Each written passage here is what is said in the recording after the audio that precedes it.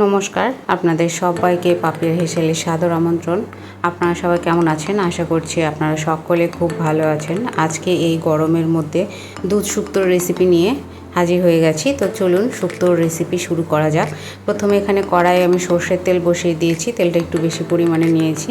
তেলটা গরম হয়ে এলে আমি এখানে সরু করে কেটে রাখা একটি গাজর আর তার সঙ্গে একটি আলু সেটাকে কড়াইয়ের ভেতরে দিয়ে সামান্য পরিমাণে একটুখানি লবণ দিয়ে গাজর আর আলুটাকে ভেজে তুলে নেব।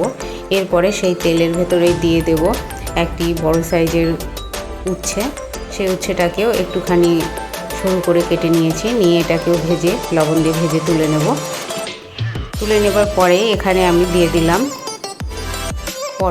পটলটাকেও আমি সরু করে কেটে নিয়েছি। একটি পটলের ভেতরে 4 টুকরো করে নিয়েছি। এখানে মোটামুটি 5টি মতন ছোটো সাইজের পটল রয়েছে। সেটাকে আমি দিয়ে বেশ একটু লবণ দিয়ে ভালো করে ভেজে তুলে নেব। ভাজাটা বেশ কড়া হবে না, হালকা কালার আসবে আর একটু নরম ভাব হবে, তাহলে ভাজা হয়ে যাবে।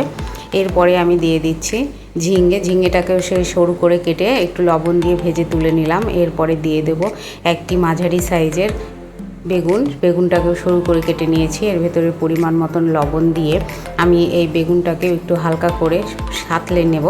এই সাঁতলে তুলে নিচ্ছি, এই যে দেখুন। এরপরে আমি এখানে দিয়ে দিচ্ছি সজনে ডাঁটাটাকেও সেই একই রকম করে লবণ দিয়ে একটুখানি ভেজে আমি তুলে নেবার পরে কড়াইয়ের যে তেল রয়ে গেছে সেই তেলের ভেতরে দিয়ে দিচ্ছি একটি আর দিয়ে দেবো হাফ টিস্পুন মতন রাঁধুনি। দেওয়ার পরে সমস্ত সবজিকে তেলের ভেতরে দিয়ে আমি এখানে দিয়ে দেব পরিমাণ মতন দুধ। এখানে আমি দুধের ভেতরেই সবজিটাকে সেদ্ধ করে নেব, সেই জন্য দুধের পরিমাণটা একটু বেশি দিয়েছি। এই যে দেখুন, দুধটা বেশ দিয়ে আমি এটাকে ভালো করে সেদ্ধ করে নিচ্ছি। এরপরে আমি এখানে দিয়ে দেব সামান্য একটুখানি রাঁধুনি, সামান্য একটু মৌরি আর তার সঙ্গে একটুখানি আদা আর পোস্ত একসঙ্গে বেটে নিয়েছি, সেটাকে দিয়ে দিলাম। দিয়ে একটুখানি নাড়াচাড়া করে এটাকে নামিয়ে নেব, তাহলে রেডি হয়ে যাবে দুধ শুক্তো। এই গরমের মধ্যে খেতে দুর্দান্ত লাগে। আজকের রেসিপি আপনাদের কেমন লাগলো অবশ্যই কমেন্টের মাধ্যমে জানাবেন। লাইক করবেন, শেয়ার করবেন আর সাবস্ক্রাইব করে আমার পাশে থাকবেন। ধন্যবাদ।